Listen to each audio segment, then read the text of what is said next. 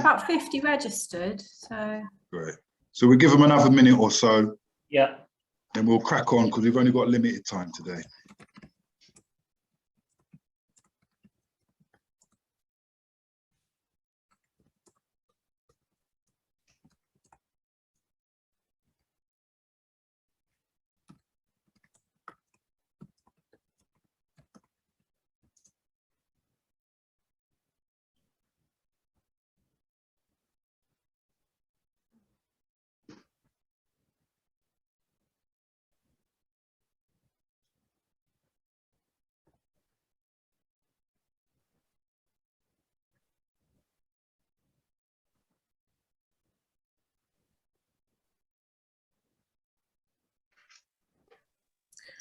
Okay, that's the bulk of it now. You can really make a start.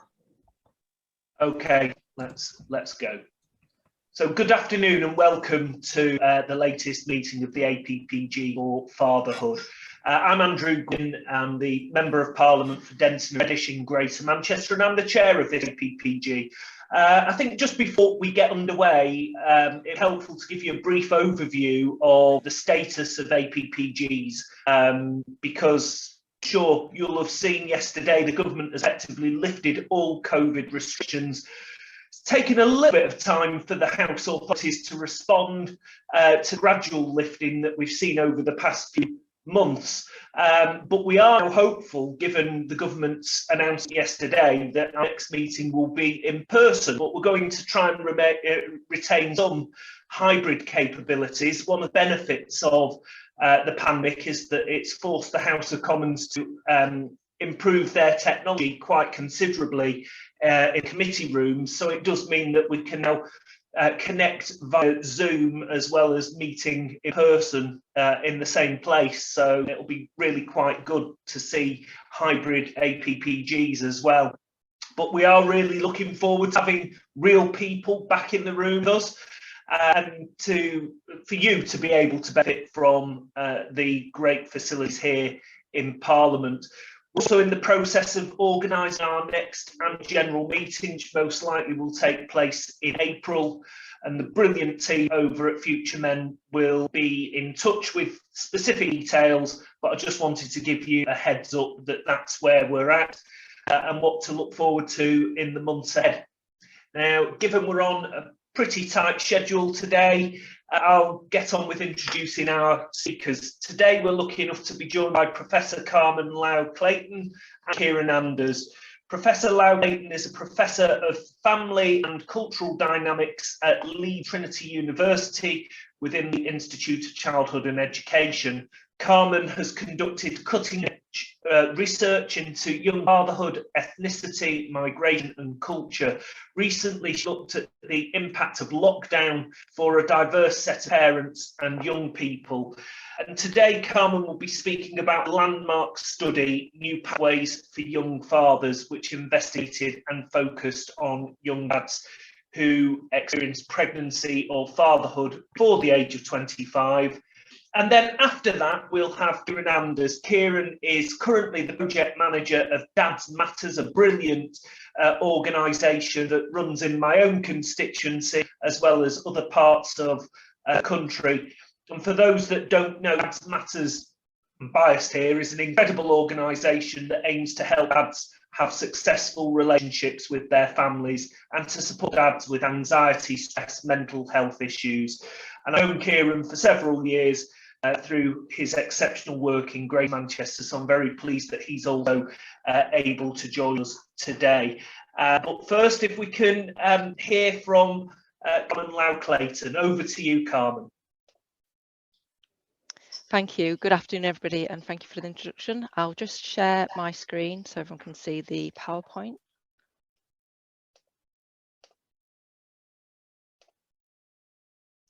Can everybody see the presentation? So I can't see faces. Yeah. Yep, everything's Okay. fine. That's great, Carmen. Great, Thank you. thank you.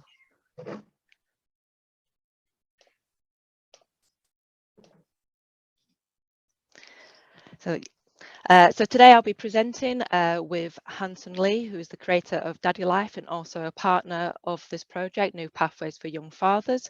This project started in 2020 and is Research England funded and was a collaboration between Leeds Trinity University, Daddy Life and Leeds City Council. Before I get into the main bulk of the slides, I'd like to offer a brief overview of what we will present today. So we'll mention the context of the study, why we wanted to conduct the study and what was the focus, a brief explanation on the methods that were used. We'll then go on to the key insights that were drawn from the study, followed by the next steps for the project. So why did we want to conduct this study? Well, primarily it's because there's a lack of research interest and focus with young fatherhood in the UK in general, although there are pockets of work in this area, as seen with Dr. Anna Tarrant's presentation at the last APPG meeting. We still felt there was limited insights and we wanted to explore the lives of young fathers further. At the same time, we wanted to shine a light on the education, employment and training pathways of young fathers, as we know that employment, education and training, otherwise known as EAT, can have such a significant impact on young people's lives. And so we wanted to find out about young fathers' decision making around EAT and what impact that had on their lives and the lives of their children. So within this context, we wanted to build on the existing evidence base, at the same time fill in the gaps in knowledge and also feed into practice and policy debates and recommendations related to local and national priorities. It's also worth mentioning that the New Pathways for Young Fathers project is built upon previous research by the research team members. So, for example, there was the Following Young Fathers project, which I co-directed with Professor Bren Neal at the University of Leeds. This was an ESRC funded project between 2010 and 2015, and it was qualitative approach and longitudinal, and we interviewed 31 young fathers using repeat interviews over the funded period, looking at the lived experience of young fatherhood and professional support needs. This was followed by a study called Young Fathers and HE Experiences that I led in collaboration with Leeds City Council. This used qualitative one-off interviews with young fathers, and there were 9 who were involved in this project, 5 of which were from the Following Young Fathers project. And we interviewed young fathers and 18 practitioners as part of this project, investigating young fathers' aspirations around education and their experience of HE and what happened after graduation as well. There are 2 other studies that Daddy Life led on, and Hanson will tell you a little bit more about these studies. Cool, thanks, Carmen. I don't know if it's me, and sorry to raise a technical issue so early into the meeting. I can only see the cover slide. I don't know if that's true for everyone else. Yeah, that's true. It's not advancing. Maybe you might need to start slideshow or. Oh, okay. Apologies. It's I'll stop sharing and try it again.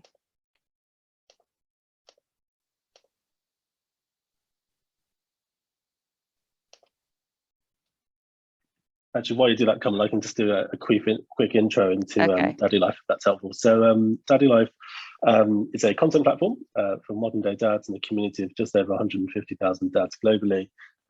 We are also a best-selling book author with a few different books around fatherhood and early stage fatherhood. And we work with a few different organizations to really drive new cultures of change at work for dads at work. And research has really been a backbone of what we've done over the last 5 years. And a couple in particular, the Dad Index and the Millennial Dad at Work, were important backdrops for this particular project. Thanks, Hanson. Are the slides showing now? They are. You're perfect. You're skipping through them perfectly. Yep. Okay. Brilliant. So apologies, I'm not sure what happened then. Okay. So thank you for telling us about those studies, Hanson, that Daddy Life led on. In relation to the methods that were used for New Pathways for Young Fathers, we use qualitative semi-structured interviews, which were one-off interviews with young fathers. 10 young fathers spoke to us over the phone and 10 spoke to us face-to-face. After the individual interviews, we conducted 2 focus group meetings with young fathers who had taken part in the individual interviews. And the combination of the individual interviews and focus group interviews allowed us to gather some really in-depth data and some really rich data from the young fathers. We utilised our practice partners in terms of the recruitment pathways for this study, and so a number of the young men had experienced professional support either in the past or at the time of the research. We had fathers from diverse backgrounds and circumstances, and a lot more information about the sample and the methods can be found in our study report online. It's also worth mentioning at this point that we defined young fathers as those under the age of 25 when they first became a father. 9 of the participants in the new pathway study were also taken part in some of the previous studies that we just mentioned in the last slide. The 5 key themes which emerged from the study we're going to share with you all now, and this includes fatherhood ideals, education, employment and training, health and professional support. And I'm going to pass on to Hanson at this point to discuss fatherhood ideals. Off mute. Thank you. Can we just get to that slide 7, please? It's still showing on slide 5 on mine. It's showing as theme 1 on mine. Is it still not? Has that moved? Not for me. I don't know if anyone else can see slide 7. No, we're still on slide 5 We're as on well. slide Still on 5. 5. Okay, maybe if I share. Right. I'm sharing through the Zoom window. Maybe if I just share my actual screen, that might help. Sorry, thanks, Carmen. It's okay.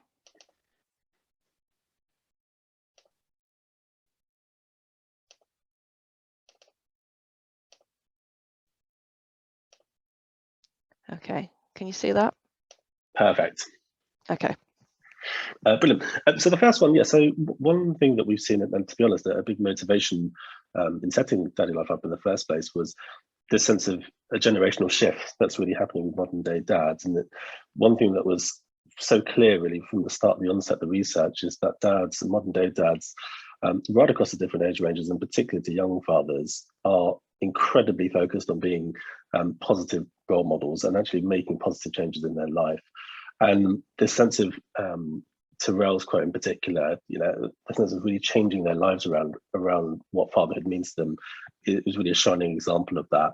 And yet at the same time, the importance of being both a provider and being present is something that raises in its importance for dads in this particular life stage.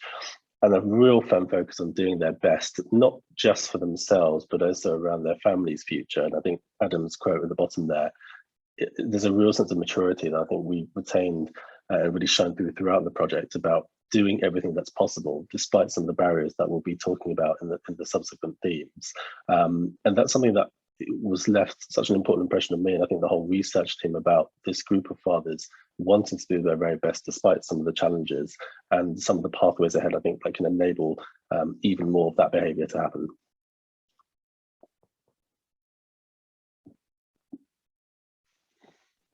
Back to you, Carmen. Okay, thank you, Anson. So with regards to education, the majority of the young fathers who spoke to us actually recalled quite negative experiences of compulsory schooling, and they felt that they did not enjoy schooling, that they were disengaged with schooling, and this was because they were let down, or they felt let down by the teachers or by the system itself, particularly when they found out that they're going to be a young father, and they suggested that they received little support and advice from teachers at the time.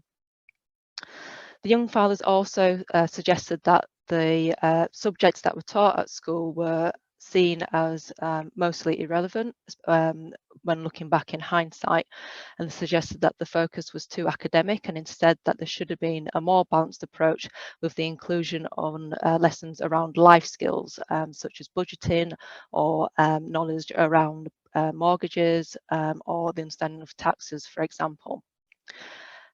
They also spoke about careers advice when they're at school. A small minority of young fathers suggested that the careers advice received at the time was really helpful and really informative, and made a big difference to them in terms of taking that next step after school. But for most of the young fathers, when they were asked about careers advice at school, they suggested that it was often patchy, or it was limited or non-existent. And again, looking back in hindsight, they felt that this was a great shame, because at the time of school, the careers advice that could have been received at the time could have really helped them in deciding what to do after school, and could have had such a significant impact for them if they'd received better advice. There are also some young fathers that return to education at a later stage in life, usually once they'd become a parent, and when they returned to education, they had their views of education was much more positive, and they saw the benefits of education and learning for learning's sake, and they also felt that education at a later stage in life could open doors for them in terms of their careers and qualifications. But balancing out studenthood with parenthood was often difficult, which led to a number of young fathers withdrawing or deferring from their studies. And then on to you, Hanson. Thanks, Carmen. So when it comes to employment and training, there are a few themes that I guess I classify as a sort of mixed bag, to be honest.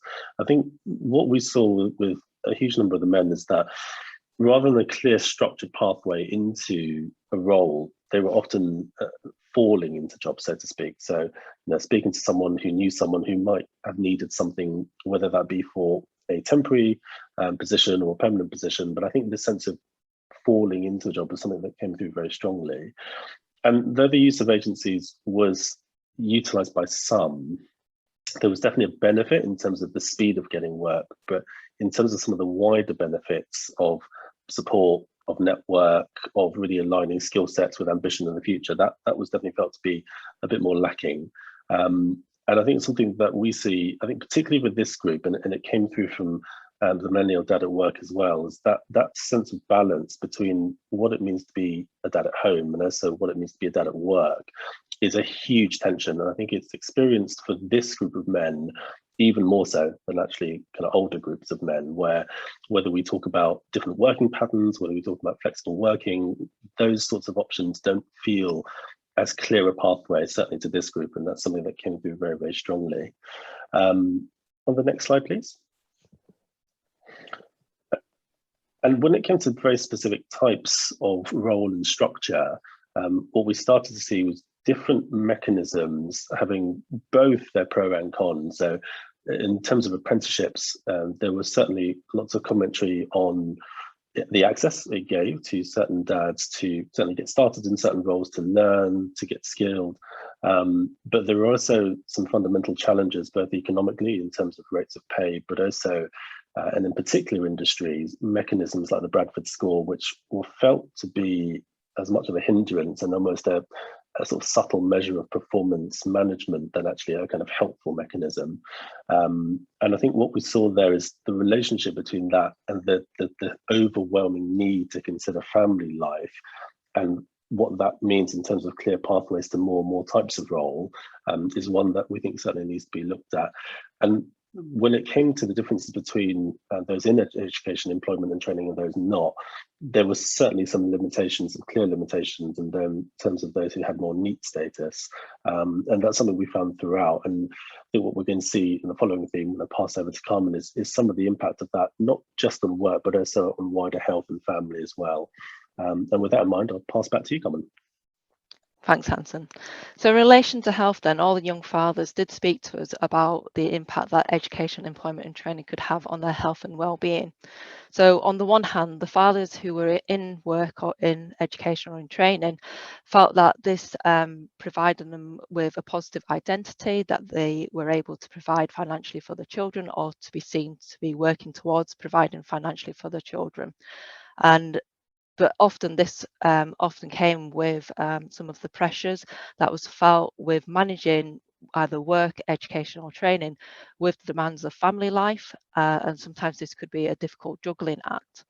On the other hand, the fathers who were not in education, employment and training, they felt that although they could maybe spend more time with their children because they were not currently in EAT, it was also quite problematic for them, and it was quite a negative experience and a negative time for them, because ultimately they wanted to find themselves in employment either in the short, medium, long term, either directly going into employment or via different pathways, and they all were very aspirational, as was mentioned earlier. And the longer it went on in terms of being out of work, out of education, or out of training, the more difficult they found it and the more stressful they found it. And they talked about feeling anxious, feelings of depression, and for some it led to suicidal thoughts as well. They also spoke about the difficulties in finding education, employment and training, and they spoke about there being multiple barriers which could be quite complex at times. Some of the young fathers had personal coping strategies to try to deal with some of the negative emotions and feelings around being out of education, employment or training. And they spoke about self-care, for example, or positive affirmations, which is seen in the example of Robert's quote at the bottom of the slide. But most of the young fathers actually bottled things up and they didn't speak to anybody and they didn't share their feelings, which then could compound some of those negative experiences and some of those negative feelings as well, which really then highlighted the importance of professional support, which Hanson's going to speak through in terms of the next slide. Thanks, Carmen. Yeah, you're absolutely right. So to build on that, I think, what we heard in terms of what was happening on the surface for a great number of these men versus what's happening below the surface was a huge level of tension and sometimes totally chalk and cheese in terms of those experiences. And I think Wesley's quote really sums up on one extreme of that a young dad's group that he's a part of was pretty much a lifesaver in his particular case. And I think that need for professional support isn't just valuable, but genuinely life-saving in some cases, because it provides that space for men, I guess, for this group of men to feel that they can really lift the lid on some of those issues and bring some of those issues to bear, which maybe in other pathways they can't. And I think building on that too, there is a need to better understand some of those wider fatherhood issues. I think, Carmen before has definitely mentioned mental health, and that was a huge one that came through. I think there are a great number of others as well, particularly around young fatherhood issues, whether that be around education, some of that role modeling, and actually what is that role of a father. I think when you're at that stage of life, you're growing up as much in yourself as you are a role model to someone else. And I think there's an awful lot there that we learned certainly from the project. And there's some barriers when seeking out that professional support, whether that's judgment, whether that's self-pride and other things. I think that's an important barrier certainly to overcome in the near future. And I think on the next slide, please. With all of that in mind, what it started to frame for us is very much a sort of foundation of where we think policy and practice can start to really make impact. And at the epicenter of that is a real joining of what it means in terms of the educational experience, the employment experience, and the healthcare experience as a more consolidated gateway and pathway, if you like, for young fathers. And the five sort of outer rings of that, just to briefly cover those, is there is the sense that starting from the outer and working inner, that we are going through a tremendous shift in terms of what it means to be a dad, what it means to be a man. And that's an important context, I guess, for this policy framework, alongside some of those ever-changing personal relationships and that community and support.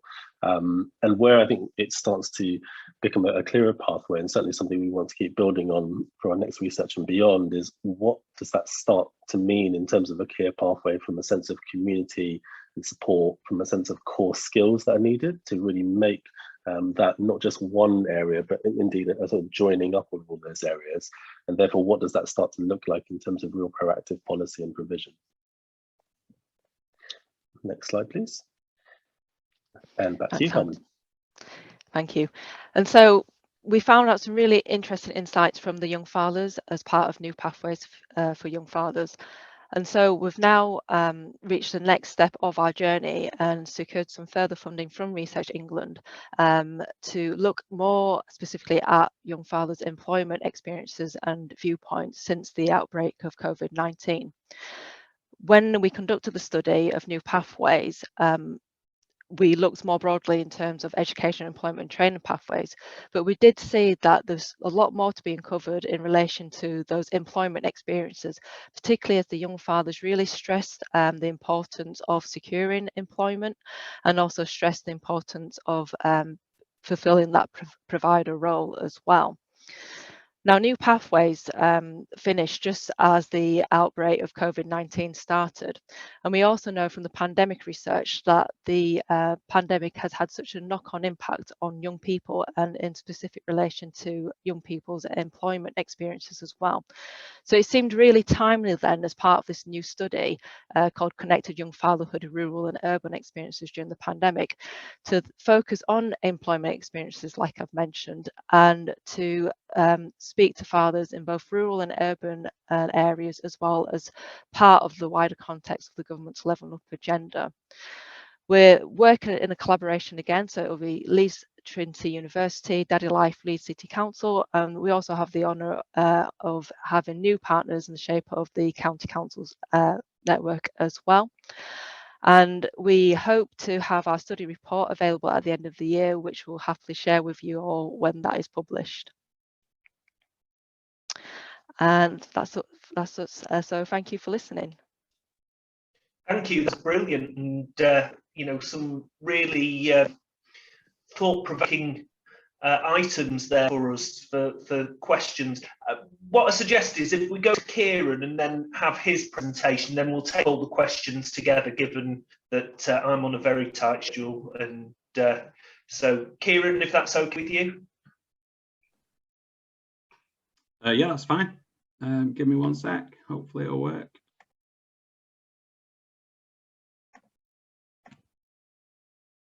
Can we see it?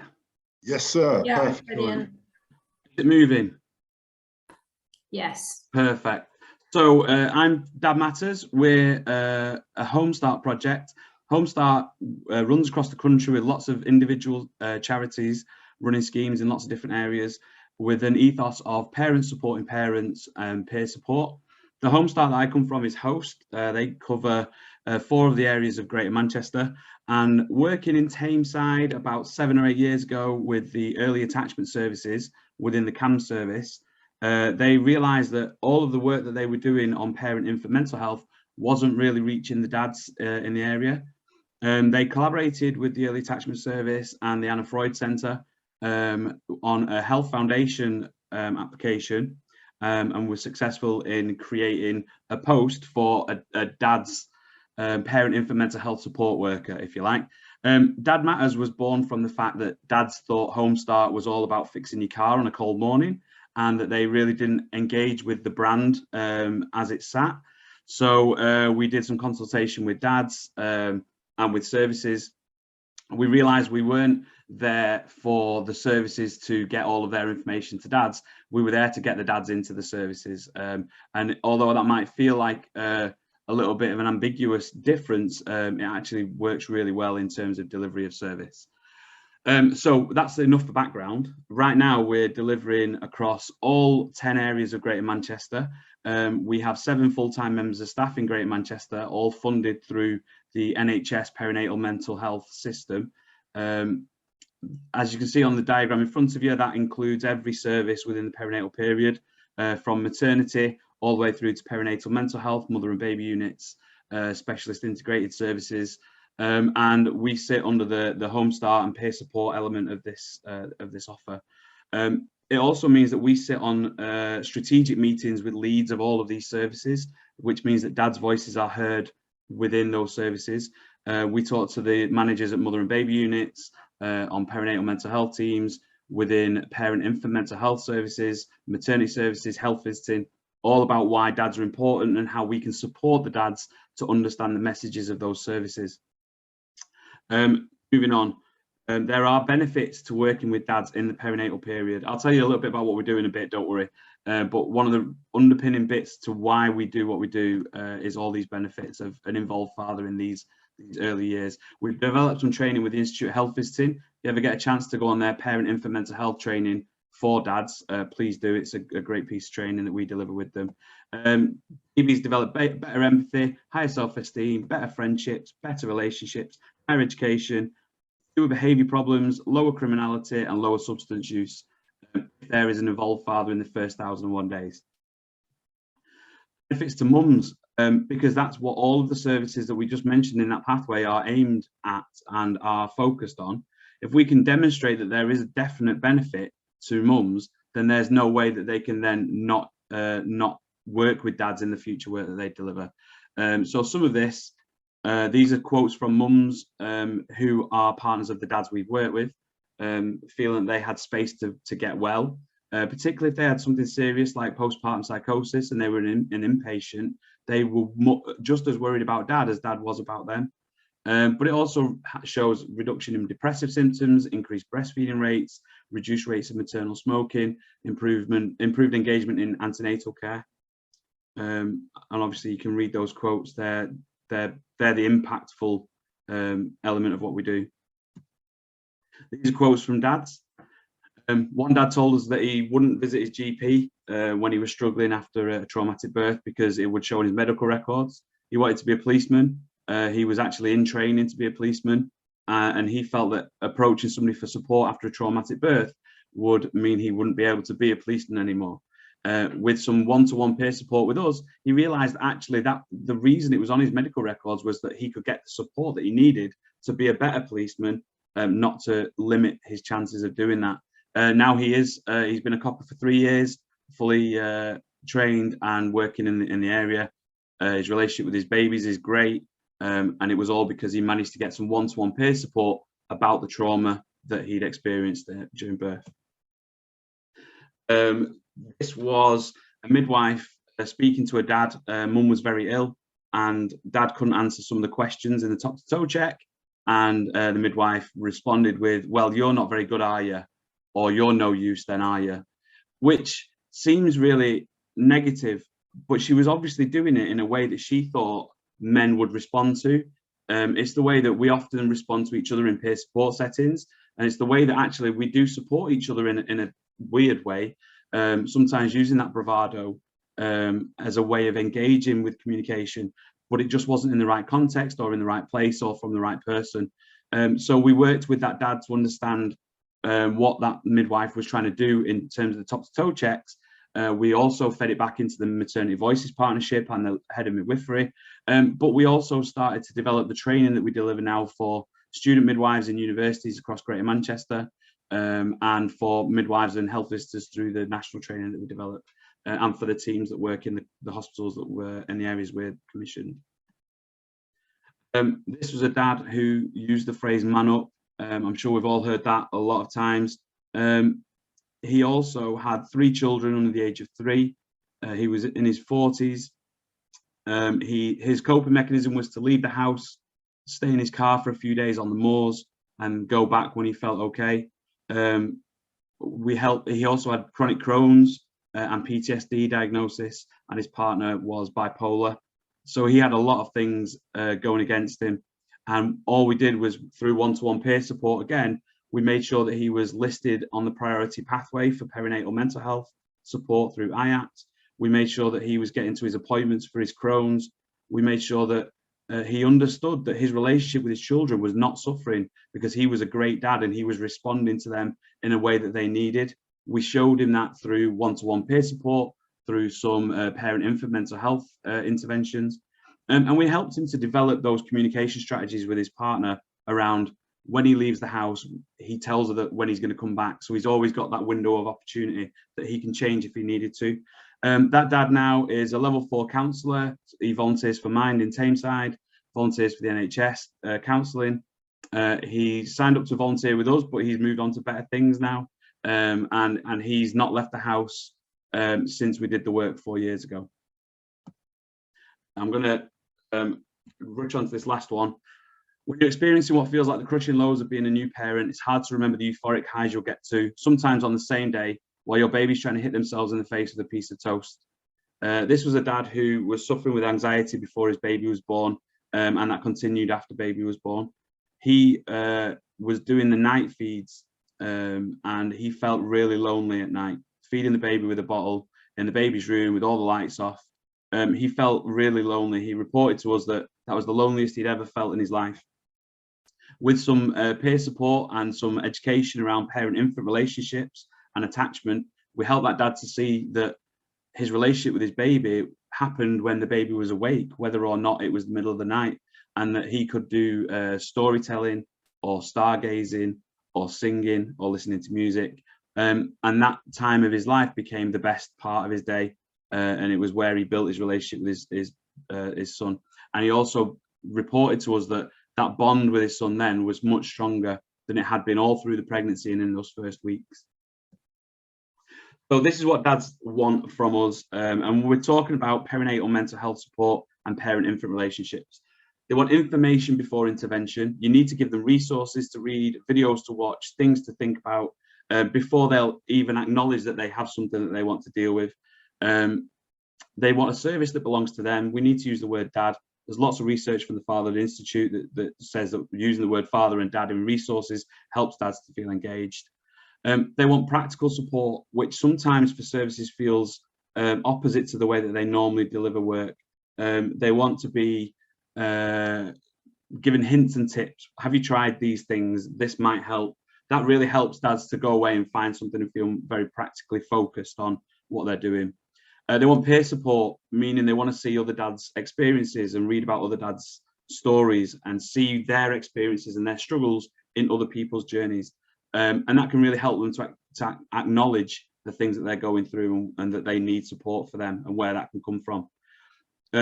By far, the biggest thing that they wanted was for mum and baby to be okay. And we use that as our inroads into working with dads in the way that we do, which I'll tell you about in a second. And they want to feel included in the team around their child. In the groups that we run, dads tell us that the information on baby states, crying and consoling particularly, are really important. Knowing about attachment and brain development and the impact on baby that has and their interactions with baby has is important. And being able to communicate with mum about her mental health is important. And again, we use those as our gateways into supporting dads with their own mental health and their own kind of strategies for coping. So what are we doing? Pretty much everything, as you can see, but all in the perinatal period. We don't want to isolate dads from services more than they already feel. A lot of services out there will do a dad's antenatal class, or they'll do a particular dad's thing. What we want to do is engage the dads where they think about themselves as a dad. So we do outreach antenatal clinics, we do walkarounds, the NICUs, we do antenatal sessions within antenatal classes that dads are attending with mum to add value into what dad's thinking. A lot of dads go to an antenatal class with the intention of learning how to support mum to get through labour and birth. And what we do is add that context around attachment and bonding and around mental health that really helps them to understand their role in that as well. In all of our hospitals, in all of Greater Manchester and all of the other areas that we work in, we have pull-up banners in antenatal clinics, postnatal clinics. I've even been told there's a poster in one of the birth suites in one of the hospitals, which is great. We do events, we do outreach, we do promotion, we have flyers. We have a leaflet about mental health and attachment that we give to dads and give to professionals to give to dads as a way to engage them, particularly for health visitors who find it difficult to engage dads remotely. We recruit volunteers in terms of doing outreach, running groups, doing walk and talk events at parks. We do a new dads workshop, which is that antenatal kind of support around attachment and bonding and mental health, which is online, which dads can access for free. We have groups for miscarriage and perinatal loss. We run alongside another organisation. We have groups for young dads, perinatal mental health dads, a drop-in on the mother and baby unit for dads who are visiting mum. We have a walk around a NICU. We do lots of training for all of our colleagues within the pathway, and externally we can be commissioned for that. We work with the Institute of Health Visiting to deliver their training nationally for health visitors and other professionals. We've worked with NHS England on expert reference groups for mental health, partners' mental health. And we work with MVPs to make sure that dads' voices are heard within that maternity arena. So I've got a couple of case studies, really quick ones. I'll just tell you a little bit about them. This was Mike. He was a young dad, diagnosed with Asperger's. His son was at home for a day and dad had to do CPR on baby who'd stopped breathing.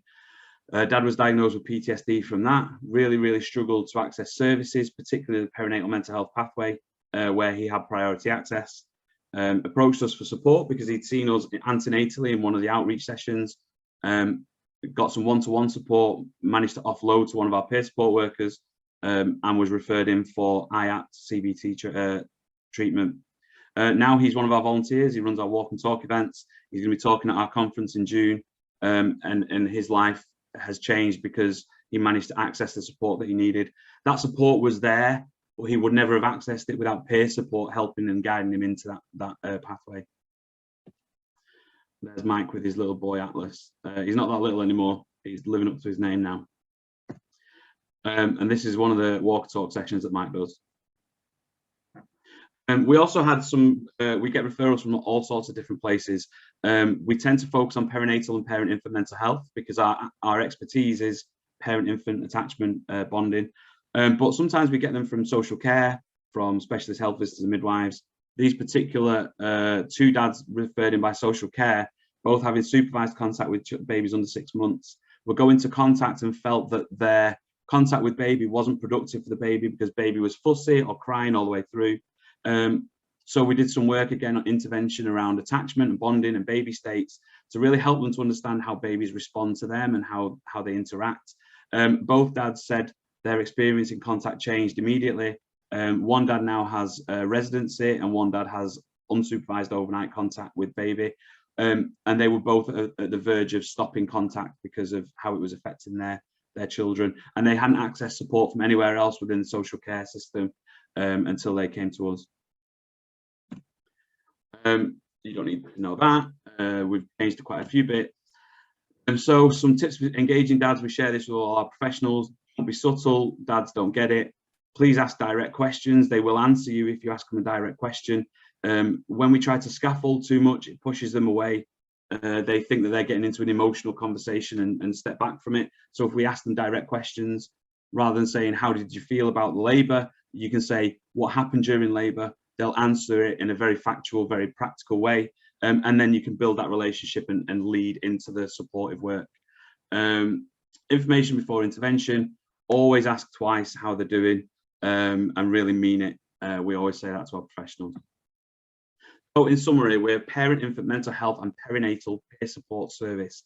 We work with dads with under 2s across various parts of the UK, including Greater Manchester, Gloucestershire, Carmarthenshire, Warrington, Blackpool, Leeds, Somerset, Glasgow North, and soon to be Suffolk, Surrey, Warwickshire, Oxfordshire, and some other areas.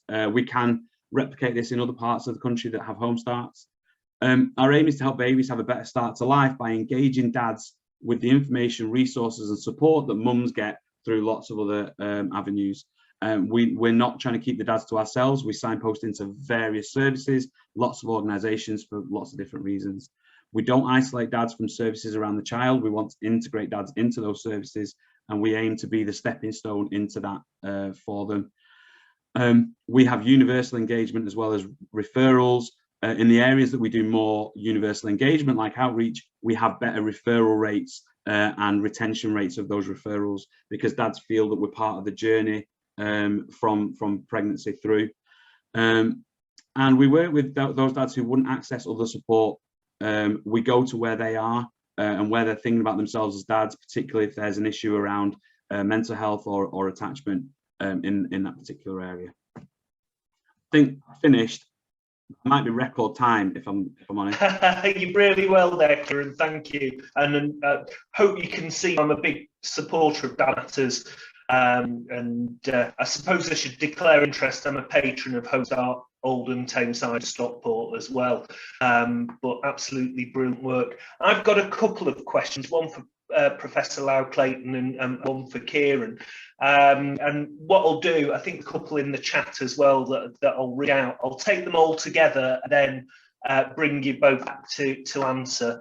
But to Professor Lau Clayton, from me, I was really interested in what new pathways for young fathers had to say about health and well-being, and in particular I was struck by the conclusion that for most young fathers they felt that some professionals did not acknowledge the role, their role as a father. So what actions do you think that policymakers and healthcare leaders, but from my perspective, politicians, should we be doing to prevent young fathers having that kind of experience? And then to Kieran, I just want to focus on the pandemic if I can,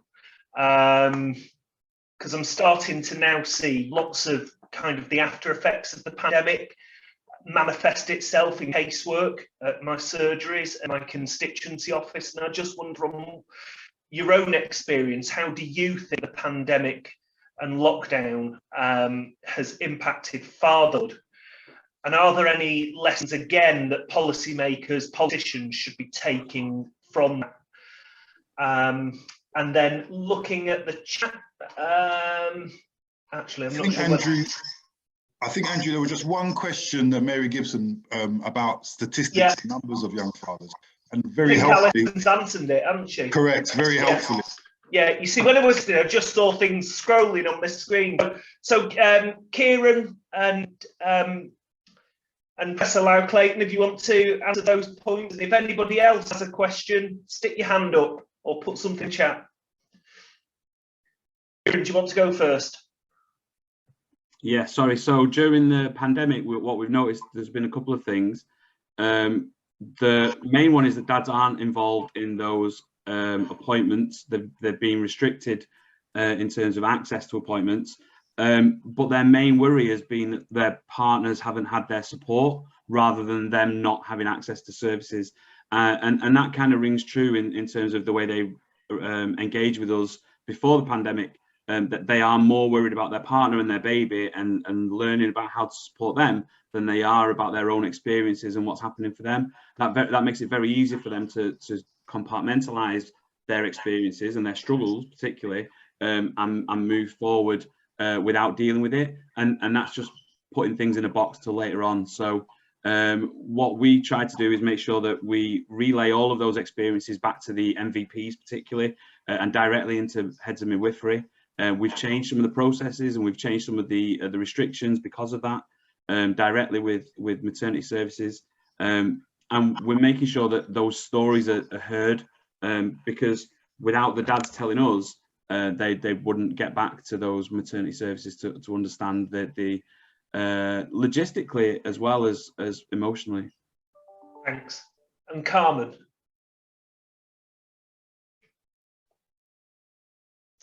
Hi. Yes, so in terms of the young father's experiences with professionals, then I think it relates a lot to what Kieran was saying earlier as well. So the young fathers felt that they just wanted to be acknowledged and seen and to be heard and respected. And part of this was maybe to do with professional culture with some of the practitioners that they encountered, but they also felt it was a wider cultural issue as well, in terms of that broader understanding about young fathers' lives and their experiences and the challenges involved. But ultimately, they felt that, you know, the most important thing was just to be listened to in a genuine way, in an empathetic way as well, which a lot of the young fathers felt that didn't happen, and often the focus was on their partner or the mother of the child or the mother to be, which was unfortunate, because the young fathers were really willing to engage, particularly when they found out about the pregnancy, and particularly after the birth as well. So for them, and from the research point of view, is definitely a change and shift in cultural attitudes and the negative generalizations and stereotypes around young men as parents. Thanks, Carmen. And just while I've got you on, in preparing for this session, I noticed that you're currently working on a study connected young fatherhood, rural and urban. And without giving too much away, I just wondered what kind of differences and distinctions between rural and urban you're looking at.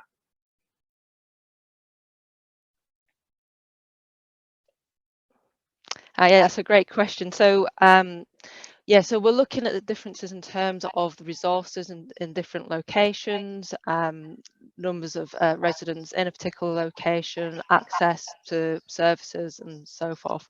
And we've started the field work already, and we've been speaking to young fathers from rural and urban locations.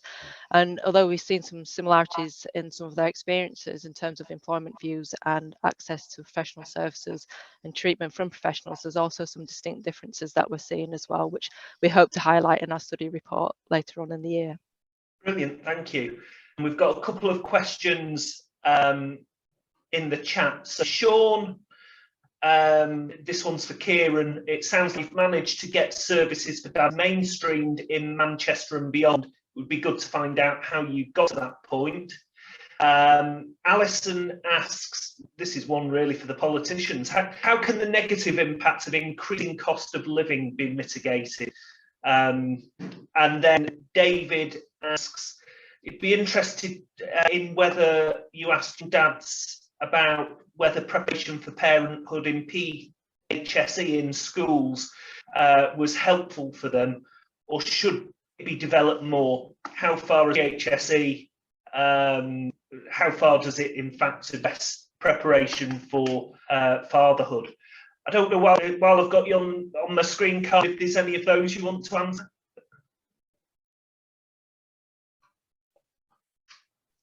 Hi Andrew, thanks for that. Yeah, in terms of the PSHE question, some of the young fathers did speak about this in the research, and they did feel that, you know, just sort of what they called the basics in terms of, you know, what you would have to do when you become a parent, you know, changing nappies, caring for a child, could be covered within schools, and they felt that if they had you know, external agencies come in or young parents coming in to speak to them and sharing their experiences, then that would have enlightened them in terms of, you know, what to expect when they became a parent, or, you know, what are some of the challenges when becoming a young parent. But as mentioned in the presentation, some of the non-academic subjects that were taught in schools was really mixed in terms of how informative they were and how useful they were. But certainly young men did feel that, you know, more focus on sort of life skills would be more beneficial for them, including things like parenting and understanding what that involves. Brilliant, thank you. And then lastly, Kieran. Yes, so mainly compassionate commissioners is the key. I think being part of Home Start UK and being such a nationally recognised family support agency, and then co-developed by the parent infant services within the NHS, has really helped us to broaden that. But the commissioning and the leads within those parent infant services really took on board the vision, if you like. That definitely helped to become embedded. But now that we have the model, there are other organisations in the country and other ICS systems that are looking at Greater Manchester as a model of best practice. So fingers crossed that it's something that may filter through. Brilliant. And on Alice's point on the negative impact of the cost of living crisis, I mean, that is something that I'm very aware of, Alison, because you know, I see it in my constituency casework, I see it in my surgery, and I see it when I speak to friends and neighbours that, you know, even people who before pandemic would consider themselves to be fairly secure financially are really now starting to struggle. So those low down the income scale, you know, it is incredibly tough. And I do think that policymakers and politicians have to properly get a grip with this, not least with inflation now that's in 30 years, and energy prices going up. This is going to have an enormous impact on families and on relationships, and that the support services are going to be absolutely crucial as well. Now, I'm almost at the point where I've got to go because my office have not quite developed post-pandemic ways of working, so they just think that I can sit at my desk and go from one meeting to the next on Zoom. But as my next meeting's actually a physical meeting, they've not factored any kind of journey time between my office and the location. So my apologies for cutting it short. It's been, I think, a really good session. So thank you to Professor Loud-Clayton and to Kieran Anders for taking the time to speak to us today. Really appreciated. And as I said earlier on, the team over at Future Men will be in touch with further details on the upcoming events, including our AGM. Thanks to Charlotte and to Owen helping to facilitate today's session. Thanks to everybody who joined the call, and have a lovely rest of your day. And I'm going to have to do. Thanks, Andrew. Thanks. Bye. Andrew, Bye. thank you. Bye-bye. Thank you very much. Just before you all leave as well, just as a piece of housekeeping, we forgot to mention at the start, as for all of the remote APPG meetings we've run during the lockdown, they are recorded as a matter of course. You should have had that message when you joined. If you have a problem with your image, if you shared it or in your comments being shared, please send us an email at fatherhoodapg@futuremen.org, and we'll try and rectify that. But these minutes will be lodged on our website. This recording will be lodged on our website by way of minutes. As Andrew mentioned, the next meeting we've got scheduled won't be a public meeting. It will be an AGM with just parliamentarians to agree officers and agenda for the new year. We have had discussions separately, and we do want to focus on what Andrew was talking about in the new year, in the new year of this provision, which will probably tally up with the financial year.